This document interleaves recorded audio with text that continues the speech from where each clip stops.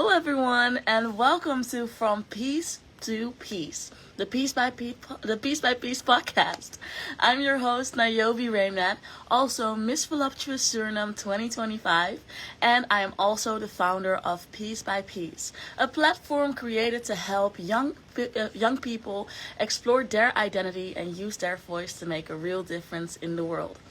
Each episode, we will speak to inspiring individuals who are turning their personal puzzle pieces, their stories, values, and their experiences into action.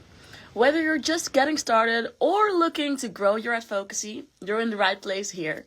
So, let's welcome our first guest of this season, Noa van Der Made. Let's see if she's already here. Yes, there she is. Hi, Noa. Hello. Welcome. How are you, beautiful? I'm so good. How are you? I'm also good. Thank you for joining us. Could you introduce yourself to the audience? Yes, my name is Noa van Der Made. I'm 17 years old. I was born in The Hague and then I moved to Curacao because my mom is from Curacao. After that, last year I came back to the Netherlands to study law in The Hague. Mhm. And yeah, now I'm just competing in Miss Teen Nederland because I wanted to meet people and make connections and put myself out there. And I'm pretty sure that you're doing exactly that. That's so inspiring. So, just to hop into our first section of the podcast, could you tell us which pieces of your identity have shaped your journey so far? Yes. Um, I have the workbook right here.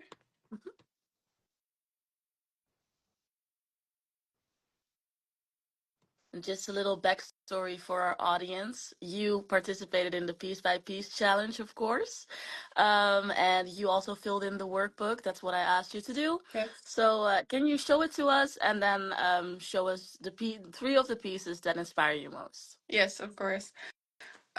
So we had to fill in like this puzzle piece. I think during the challenge we had to do for the piece by piece challenge, I think the pieces of me that inspired me the most are I'm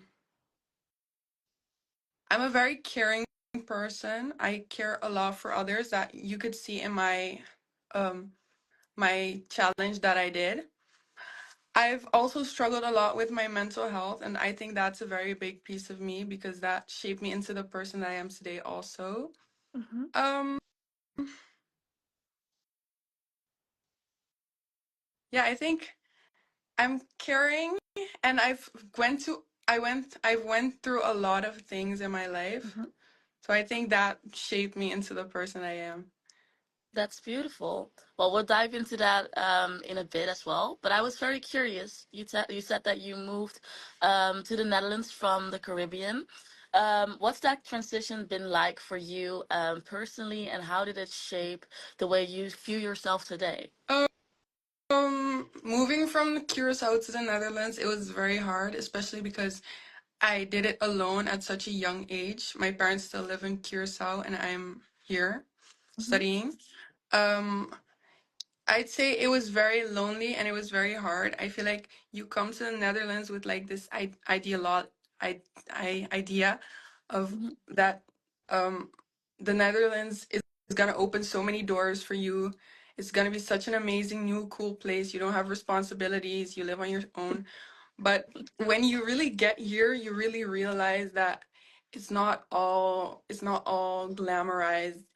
Like it really gets real when you really get here and it does get lonely.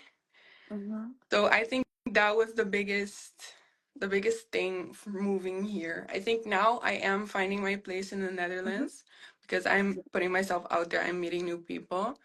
So I'm very happy about that. Amazing.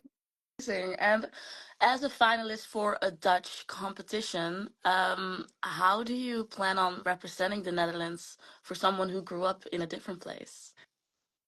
I think because I I was born in the Netherlands, so of course I'm just Dutch, but also I think for me personally, my Dutch is pretty good, so I can really communicate with people in Dutch. I also at my school I got best grade on Curacao for my Dutch language.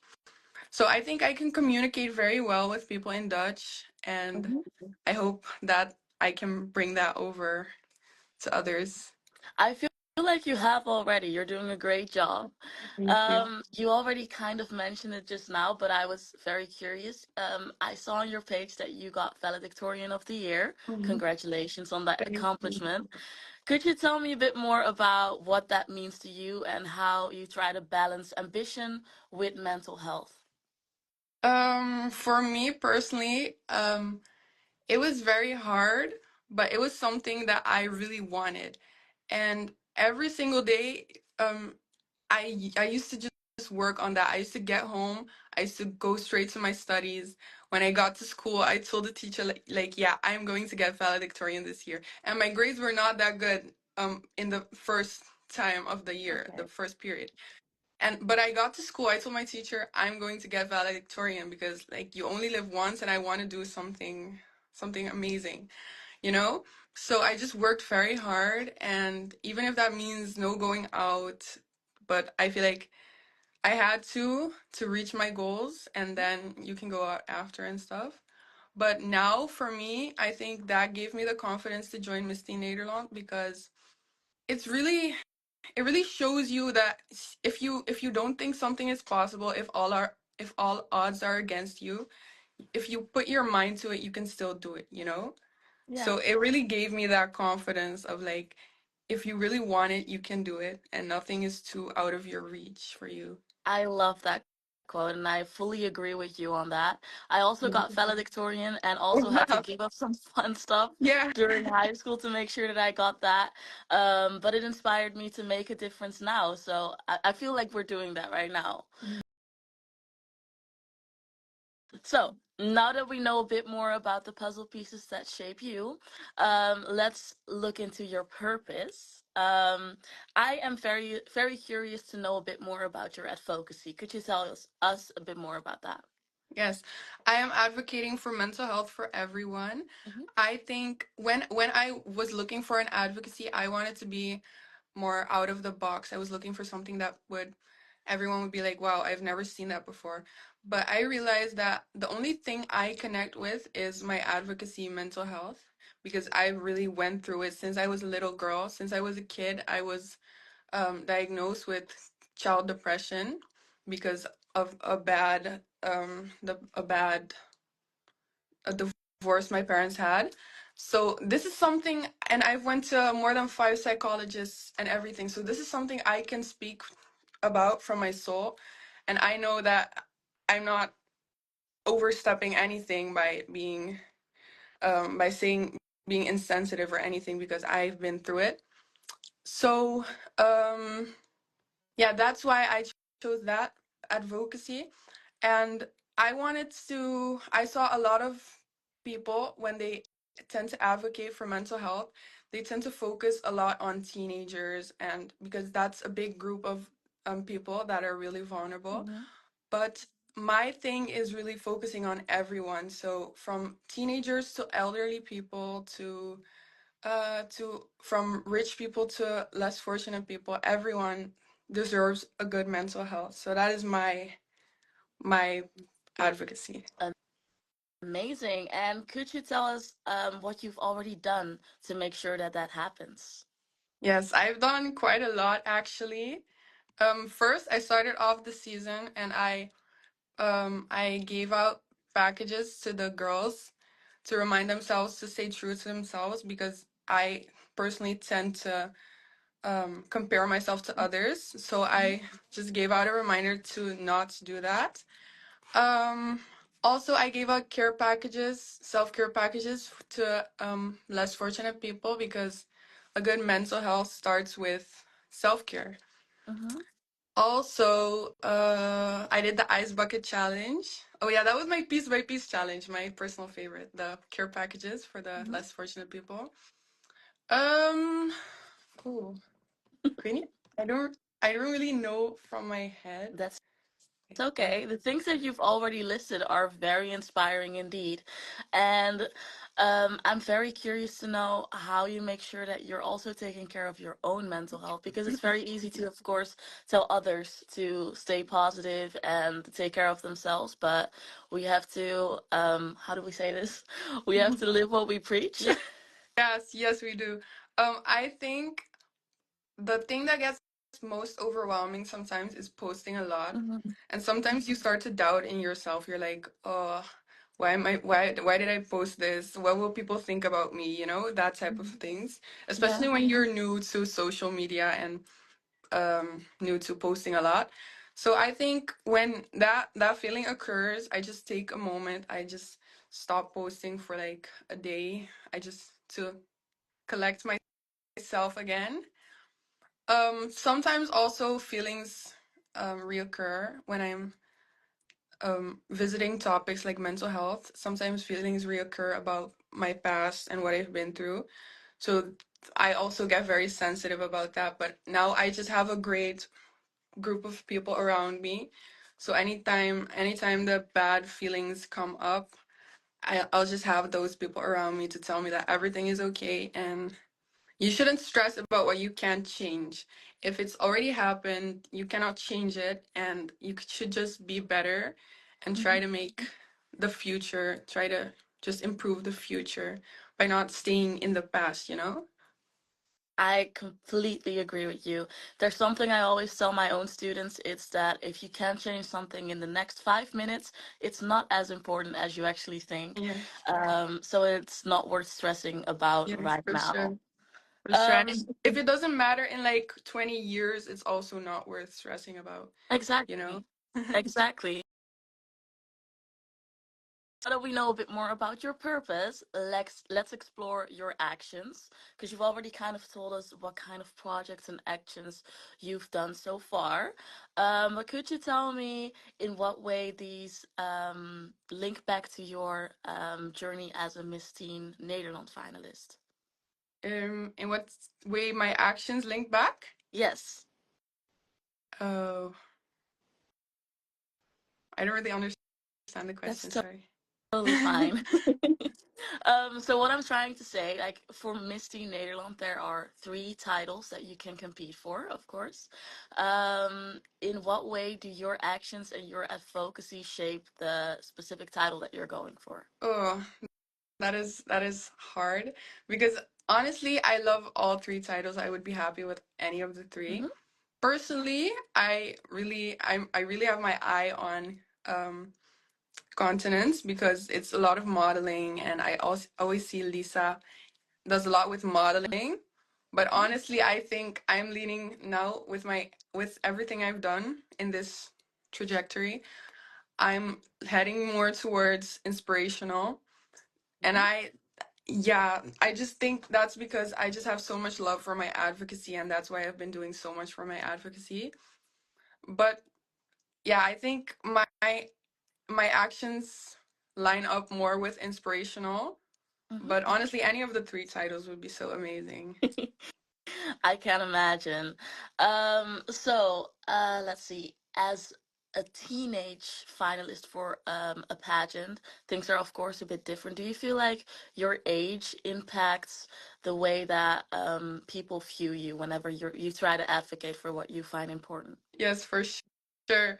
Every single time I've approached someone like an institution or something, um, sometimes they say no because I'm not of age. I'm not 18 yet. Hmm. For example, for my piece by piece challenge, I actually wanted to have like a sort of mental health day at a a, a center where people come, where less fortunate people go. I wanted to have like a self-care day. I wanted to give workshops and things like that. But they told me, no, it's not that smart when you're 17 to work with people in this state. Oh, that's so So, nice. yeah, so they definitely don't view you like as serious as if you're a year older. But the people I am working with and I am doing projects with are very amazing to me. So, and they also say like, "Wow, you're doing great as a 17-year-old living alone." So they're really kind to me. I think I feel like. That's really nice. How do you deal with comments like that? Like, oh, you're too young, or oh, what do you know? You're so young. Yeah. At the end of the day, I know my accomplishments. I know I've done a lot in life. I know I'm a very smart person. So if I'm 17 or if I'm 18, what will 1 year make? What will 1 year of difference make, you know? I know that I have 17 years of experience. I know I've been through a lot and that shaped me into the person I am today. And I am confident enough to know that some a comment like that will not make me feel less about myself because I know my worth, you know? Beautiful. When let's see, I think I was 16 years old when I first started advocating for what I found important. And I also had people doubting what I could do. But as long as you keep affirming yourself and telling yourself, like, yo, I can do this and Yeah. I'm doing this for a purpose that is important to me, then I'm pretty sure that you can make anything happen. So Yes, keep thinking 100%. that. Yes. Okay, so I also asked you to prepare a mini piece challenge, and for our audience, I'll explain real quick. A mini piece challenge is a little piece of advice or a little action that you can do that our guest speakers will give you. It might link back to their advocacy. It might be a piece of advice. I also asked Noah to do that. Could you share yours with us? I think the biggest step I took in my mental health journey is letting go of the past, Mm-hmm. of letting go of all of the emotions surrounding my childhood, my mom, my grandpa, and everything. So I think that if you're dealing with something bad, the biggest part of healing is to let go of the past. So because if you don't let go of the past and you keep carrying it along, it just gets heavier and heavier, you know? Mm-hmm. So I think everyone should write a letter to their past self Oh, that's beautiful. and yeah, and just like explaining the emotions that they've went through and then just let the letter go, you know? Write in a letter everything you want to say to your past self and just then let it go because healing only starts when you let go of the past and then you just move forward, you know? Mm-hmm. I love this action. I'm definitely gonna do it myself. Pretty sure that I did this before with one of the organizations that I worked with, Oh, and we actually burned the letters oh uh, yeah. that we wrote. So that might be in addition to your mini piece challenge. Thank you so much for sharing that with us. I'm also curious, have you done this yourself? Yeah, honestly, when things got bad, when I was like 12, 13-ish, I always used to write in my little book like what I've been through because I had to give it to my psychologist personally. But I yeah, but I always had to write down what I've been through and stuff. And I feel like that also helps you like be at peace with what's going on. And honestly, writing and reading always makes you mm, like mentally stronger and smarter, you know? So it's a positive thing overall. I totally agree with you. Well, I'd like to thank you so much, Noah. Thank you for joining us. Thank you for sharing Thank you your for voice. having me. Your voice is such a powerful piece of the bigger picture that we're building. Could you tell us where we can follow your impact? Um, on my Instagram, Noah_VDMR. And I'll be posting a lot more because over 2 weeks already is the finals. I'm so excited, but I'm so nervous. But I still have to do a lot for the finals. So Well, I'm sure you'll shine on that stage. And to our definitely. listeners, if you love this conversation, make sure to follow the following episodes of From Piece to Piece and check out our workbook series on the Piece by Piece website. Don't forget to try Noah's mini piece challenge and tag us when you do so we can see and repost.